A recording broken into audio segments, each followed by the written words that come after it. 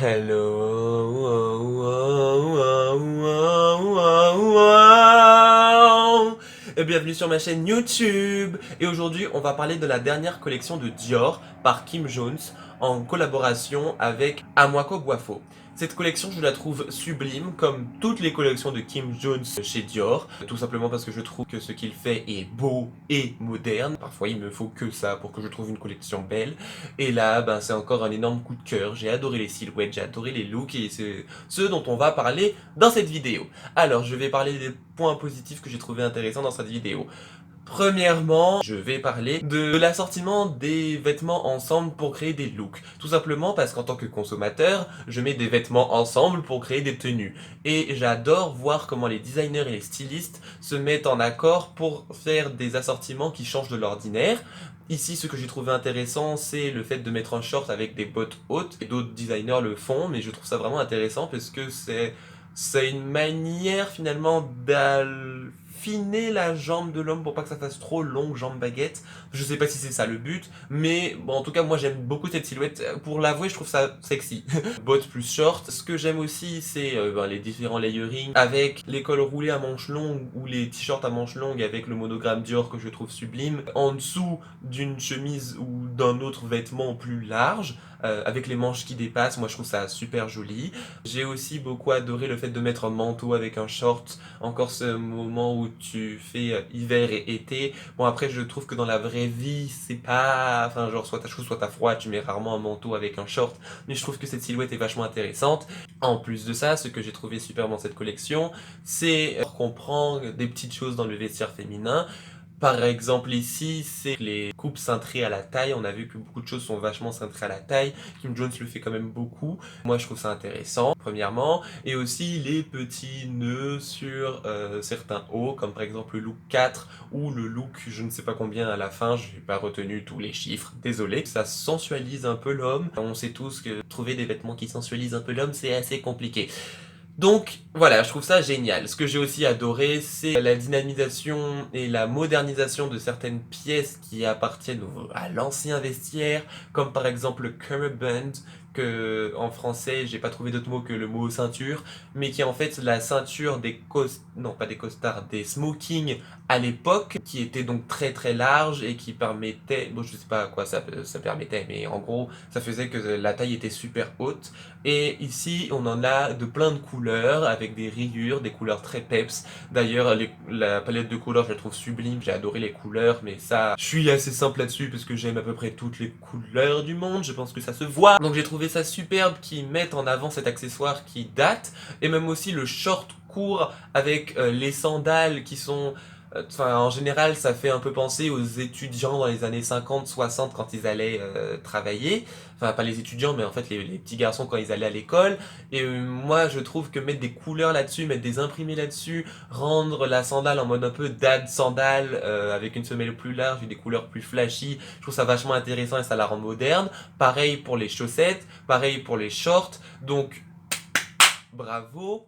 En plus de ça, le gars m'a quand même fait aimer les chaussettes dans les sandales. Enfin, normalement, c'est un truc qui appartient aux touristes allemands. Voilà, j'ai adoré ça. J'ai aussi adoré les différents imprimés proposés. Quand on fait une collection, en général, c'est souvent les mêmes imprimés qui ressortent. Et souvent, c'est ce que je reproche aux collections, c'est d'avoir les mêmes imprimés, les mêmes coupes sur plusieurs modèles. Ce qui fait qu'il y a trop de modèles et le show devient ennuyeux et pas bon pour la planète. Là, il n'y a pas de show tout simplement parce qu'il n'y a pas de défilé, on est en Covid-19, j'en ai pas parlé mais voilà. Donc bref, il y a plusieurs imprimés, je trouve ça intéressant. Comme il n'y a que 31 tenues, je trouve que c'est assez dynamique comme collection, c'est pas une collection où on s'ennuie. Ensuite, ce que j'ai trouvé intéressant, c'est les accessoires.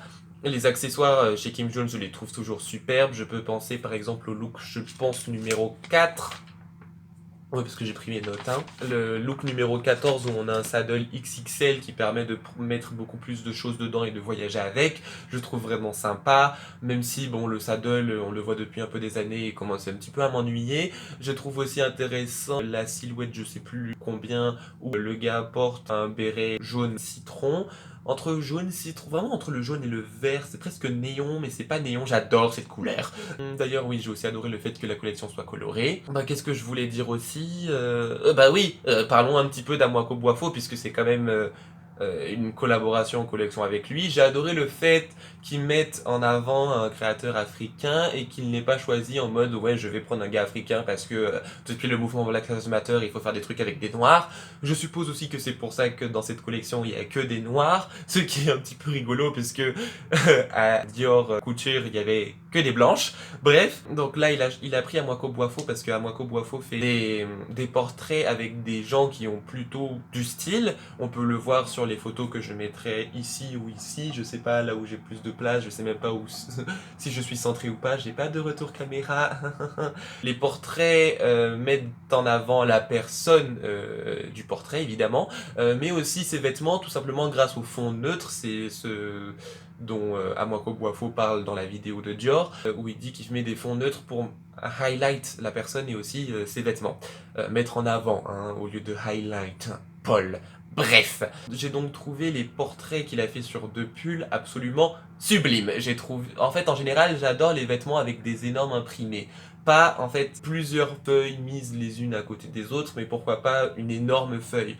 Et là, pareil, moi j'adore l'idée que je porte un tableau sur mon vêtement. Quand il y a vraiment ce look-là, c'est ça que j'adore dans les vêtements, c'est vraiment quand il y a l'art qui rencontre la mode, je trouve que ça pète, et dans les imprimés un peu XXL comme ça, je trouve ça vraiment sublime. Donc déjà, je trouve les tableaux en général d'Amoako Boifo beaux, donc j'aime voilà ces tableaux, donc sur un vêtement, je trouve ça encore plus intéressant.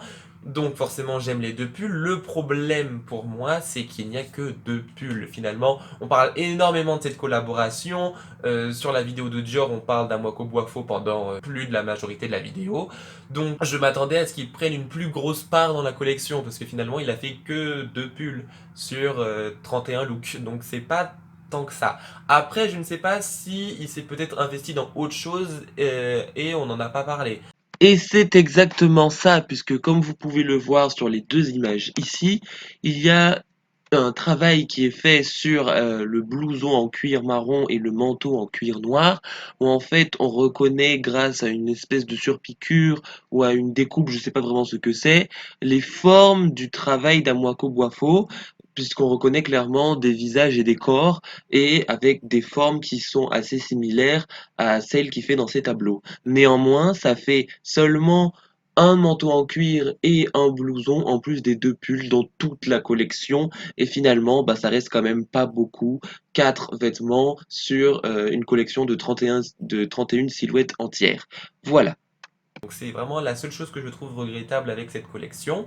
Mais bon, si c'est le seul truc que je peux trouver regrettable dans cette collection, on est quand même sur un truc où j'aime tous les vêtements, où la collaboration je la trouve intéressante même s'il n'y a pas assez de part investie de la part de l'artiste invité. Je trouve ça intéressant. Je trouve ça aussi intéressant parce que ce n'est pas de l'appropriation culturelle, parce que c'est vraiment une collaboration et c'est beau, voilà, tout simplement. C'est pas Maria Grazia qui va aller prendre des cultures un peu partout et pour faire genre c'est pas de l'appropriation, elle va faire carrément les gens faire les vêtements pour elle et puis après elle dit c'est moi qui ai fait cette collection, mon dieu qu'est-ce que je suis bien. Bref, anyways, j'arrête de cracher sur elle.